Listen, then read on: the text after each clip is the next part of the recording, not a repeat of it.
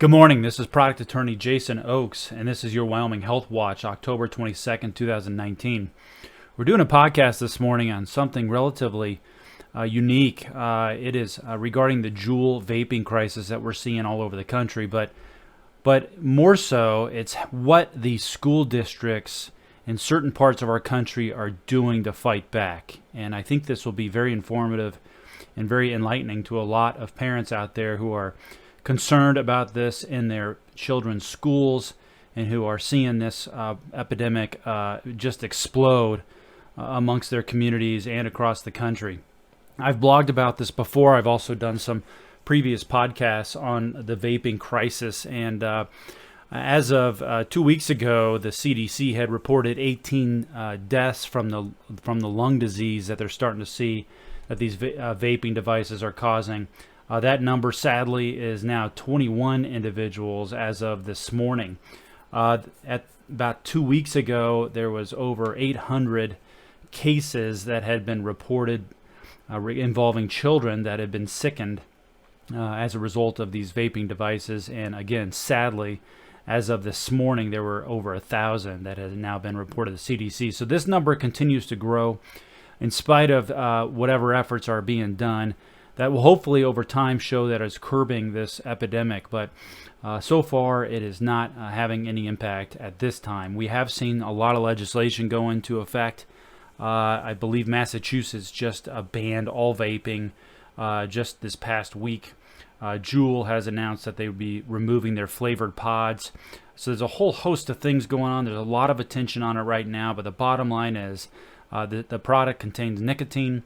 Nicotine is well known to be a very addictive chemical, and it's interesting because about 3 weeks ago I went out and I purchased a Juul starter kit, which is what the kids are buying at the gas stations, and it wasn't cheap. It was originally $45, but I was able to get it on sale for $26, and I opened it because I wanted to know and wanted to see what a high school kid would be seeing if they open one of these things. It was extremely informative. I recall there were 2 pods that came with it. You had to open up the main package to get into the next 2 packages. The next 2 packages, one had the actual device that you put the pod into, and the pod, by the way, is what has the vape fluid in there that you inhale. And then the other pack had the 2 pods.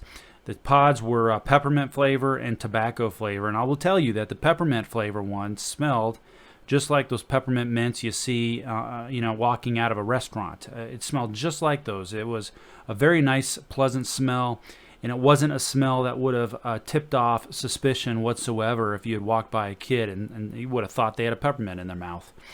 The tobacco flavor one did smell like a mild cigarette flavor, but it wasn't intense like a cigarette.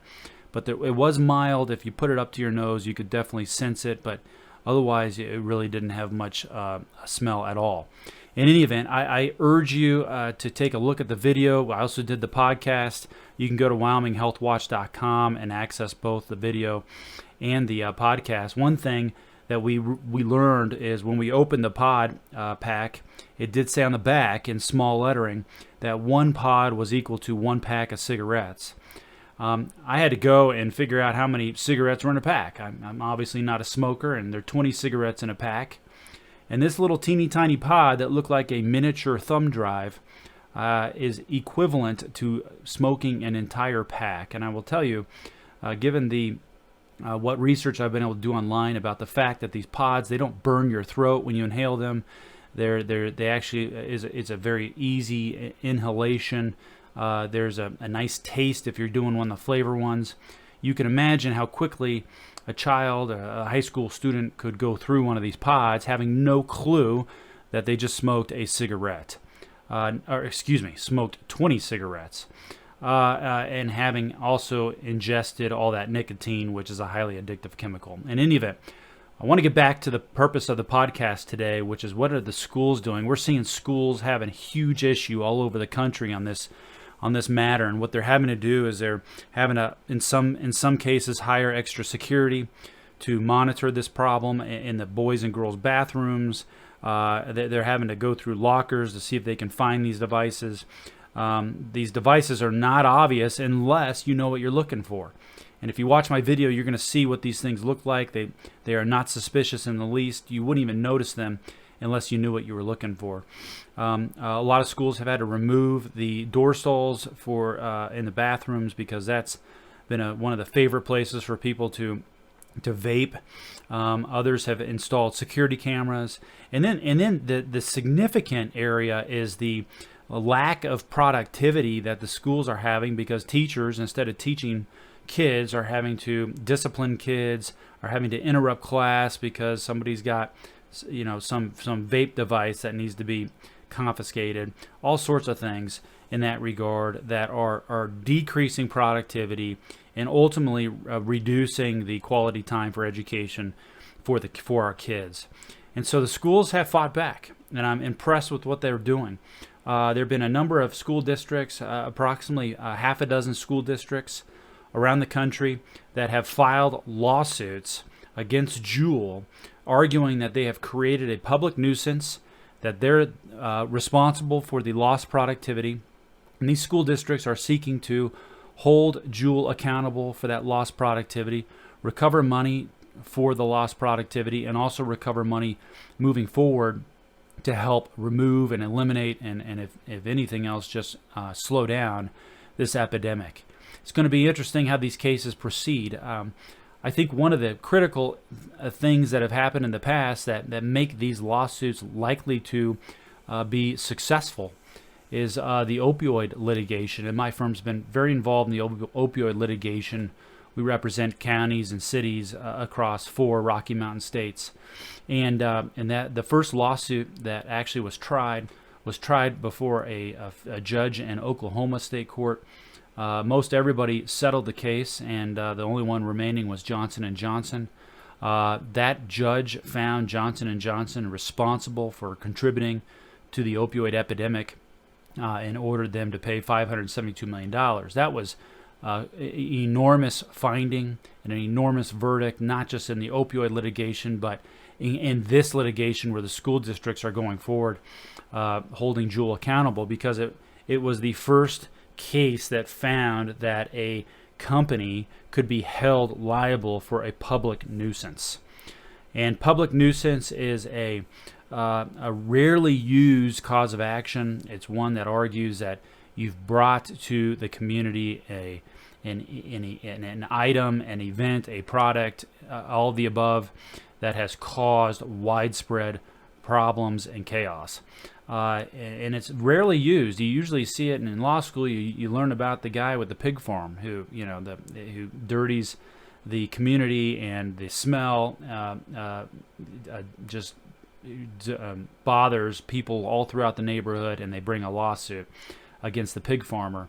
And there's a famous case in that we all learn in law school on that. That's the same kind of concept that we're seeing here with the public nuisance and the opioid litigation, but now we're going to see in the Juul school district cases. I'm particularly interested in this because living in Wyoming, I was curious, we're the smallest state from a population standpoint. Are we having the same problems that Kansas is seeing? There was a school district in Seattle that recently filed. There have been a number in New York, I know, that are intending to file. And so I wanted to see what was going on in our community and also in our state. And just last week in the Jackson Hole News and Guide, there was a front page article about how the vaping epidemic has gripped our local high school here. There have also been a number of articles how the vaping epidemic has gripped our school district in Natrona County, which is in Casper, which is the second largest city in Wyoming behind Cheyenne. And the numbers are drastically increasing. Sadly, they're even seeing vaping use as young as our elementary schools, and that was mentioned in the Natrona County articles that I've researched. So this is an issue that impacts not only our large communities but also our small communities across the country. It's going to be interesting to see what happens. I think it's certainly a fad right now that's taken hold of our high schoolers and our middle schoolers especially.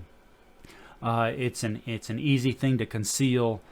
Girls are concealing them in their bras. Boys are concealing them in their shoes. And also, a lot of teachers have no clue what they're looking for. And when they do see one, they don't realize that it's a pod. It could look just like a USB device that's plugged into a computer. And so it's imperative that we become educated on this issue. We're trying to do that. We're trying to get information out, not only to Wyoming, but people across the Rocky Mountain region and beyond. We will continue to monitor this problem. We will continue to post information that helps communities battle this epidemic, and we will keep you informed at wyominghealthwatch.com. So occasionally check back.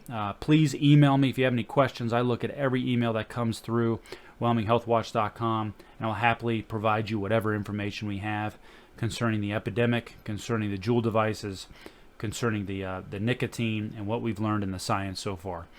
Again, this is Jason Oakes, your product attorney and your Wyoming Health Watch of today. Thank you so much for listening. I wish you a great day. Bye-bye.